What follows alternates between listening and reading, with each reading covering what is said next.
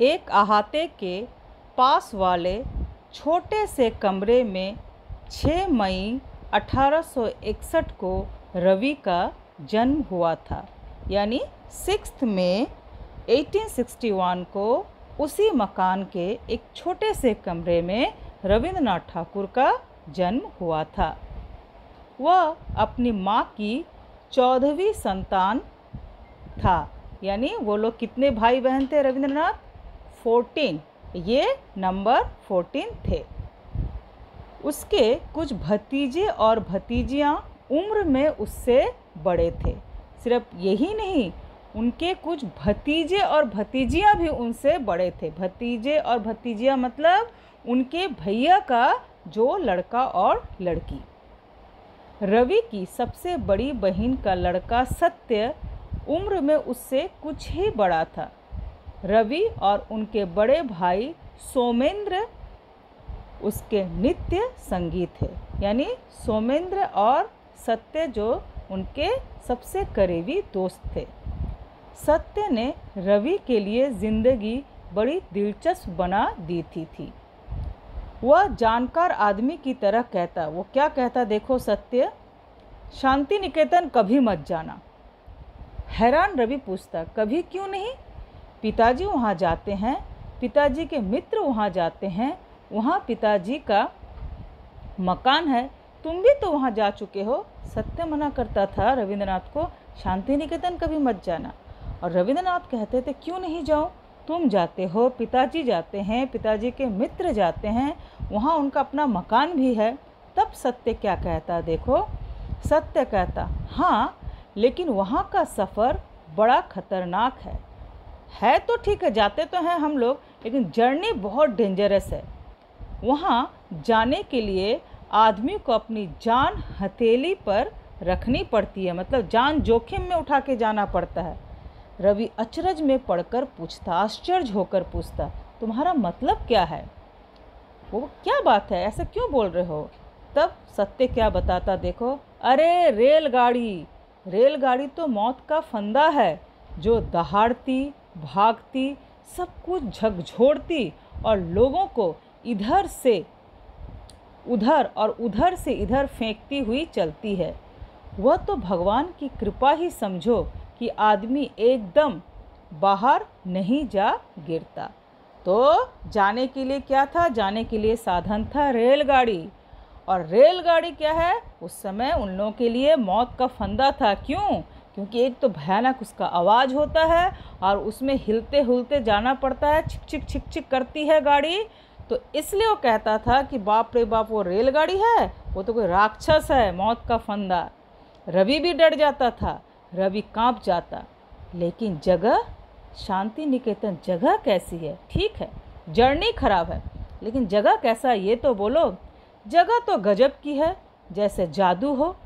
मकान से एक रास्ता रसोई घर को जाता है, जिस पर छाजन नहीं है, लेकिन अगर तुम उससे होकर जाओ तो न तुम्हें धूप ही लग सकती है, न बारिश का पानी ही तुम पर पड़ सकता है। तो अब वो सब कुछ पूछ रहे एक्साइटेड होकर कि ये कैसा है, वो कैसा है। तो बेचारा पहले से ही बता दिया कि जर्नी बहुत ख़राब है, लेकिन जगह बहुत ही सुंदर की है, बहुत ही सुंदर है। जहाँ तुम घर से तुम किचन तक चले जाओ, जाने में तुम्हें भीगने की ज़रूरत नहीं है, क्योंकि ऊपर क्या है? ऊपर कुछ दिया हुआ है, जैसे खपड़ेल वगैरह का जो होता नहीं है ऊपर दिया हुआ रूफ़, वो रूफ़ बना हुआ रहता है, इसलिए बारिश में तुम नहीं भीग सकते हो। रवि जब बड़ा हुआ तो उसने अपनी ज़िंदगी का ज़्यादातर हिस्सा शांति निकेतन में बिताया। रविंद्रनाथ बड़े होने पर सबसे ज़्यादा अपना जीवन का समय उन्होंने वहीं बिताया। शांति निकेतन में उसने अपना निज का स्कूल बनवाया। यह जगत प्रसिद्ध शांति निकेतन विश्वविद्यालय के एक अंग के रूप में आज भी वहाँ मौजूद है।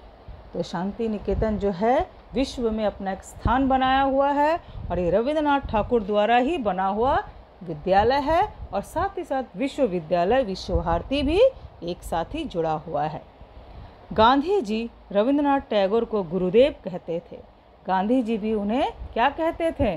गुरुदेव कहते थे, और उनसे बहुत प्रेम करते थे। इस कारण शांति निकेतन के निर्माण में उन्होंने भी बहुत मदद की। शांति निकेतन के निर्माण में भी गांधी जी ने उन्हें बहुत ही हेल्प किया।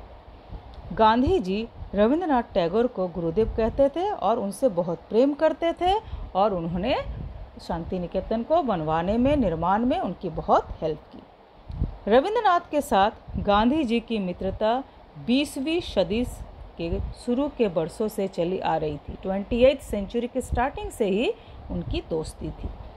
जब वे अफ्रीका से अपने कुछ शिष्यों को शांति निकेतन में ले आए थे, वे लड़के कुछ महीने शांति निकेतन में भी पढ़े थे।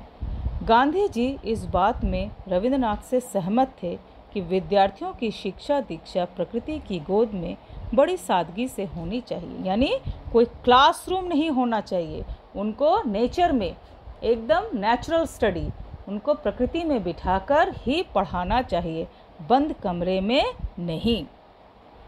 उन्हें अपना काम करने के साथ दूसरों की सेवा करने की भी कोशिश करनी चाहिए। सिर्फ पढ़ाई के साथ साथ उन्हें दूसरों को हेल्प करना, परोपकार की भावना भी होना चाहिए।